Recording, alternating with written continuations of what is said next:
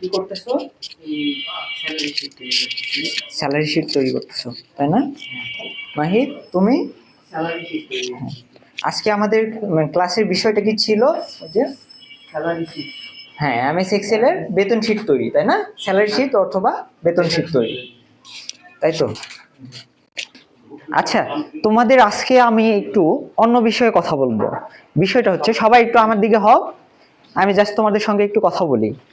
আসলে তোমরা হচ্ছে এতদিন যে এখানে আসলা, তোমাদের তো ব্যাচটা শুরু হয়েছে বেশ কিছুদিন হইলো, তো এখানে তোমাদের অর্জনটা কি মনে হচ্ছে? আসলে কি তোমরা এখান থেকে কি উপকৃত হতে পারছো?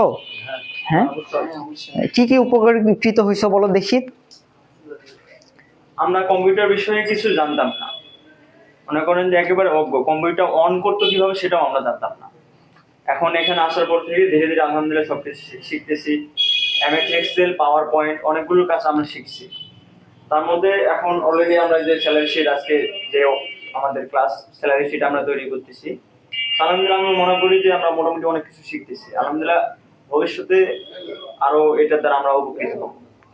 ধন্যবাদ তোমাকে।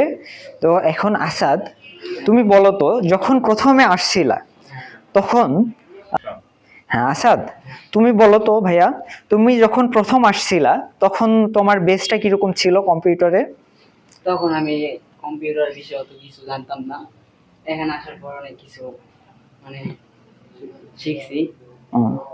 আচ্ছা, তাই যে তোমাদের সবার উদ্দেশ্যে একটা প্রশ্ন করতেছি, আসলে তোমরা এখানে এটা জানতে পারলা কিভাবে যে আসলে এখানে একটা এরকম বিজেপি কর্তৃক পরিচালিত হচ্ছে একটা এরকম প্রতিষ্ঠান, বা এলাকার যুবকদের প্রশিক্ষণ দেওয়া হচ্ছে বিনামূল্যে?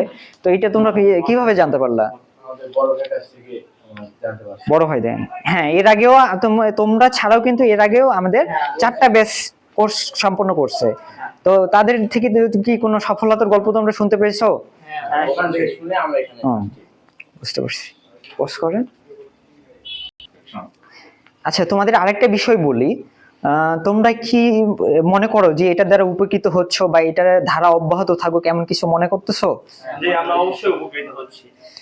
আমরা এই যে আমাদের যে সীমান্তবর্তী অঞ্চল, অনেকে লেখাপড়া এসএসসি পাস করে দেখা যাচ্ছে যে মাদকের শক্তিতে, মানে চাকরি তো সবাই পাচ্ছে না, সেক্ষেত্রে তারা মাদক ব্যবসায়ীতে জড়িত হচ্ছে। আর আমরা যখন এই যে ফ্রিল্যান্সিংটা শিখতেছি, এটার মাধ্যমে তখন আমরা নিজেকে নিজেই গড়ে তুলতেছি। তো আমার মনে হয় এই প্রতিষ্ঠানকে ইনশাল্লাহ ভবিষ্যতে আরো বড় করার জন্য, যেখানে আমরা এখন যে স্টুডেন্টগুলো আছি, এলাকার অনেক ছেলেপেলে বেকার আছে, তো আমরা মনে করব যে এটা ভবিষ্যতে আরো যদি বড় করতে পারি, আমাদের যে বড় ভাইরাও উপকৃত হয়ে গেছে তাদের মাধ্যমে আমরা এখানে আসছি। সো যদি এটা বড় করতে পারি, তাহলে দেখা যাবে যে এলাকার যে বিজিবির সহায়তায় আমরা যদি এই প্রতিষ্ঠানকে আরো বড় করতে পারি, তখন দেখা যাবে যে পুরো এলাকার মানুষজন উপকৃত হবে। যে বেকার ছেলেরা মাদকে আসক্ত হচ্ছে, সেখান থেকে তার মুক্তি হয়ে নিজেকে গড়ে তুলতে পারবে, এই আমি আশা।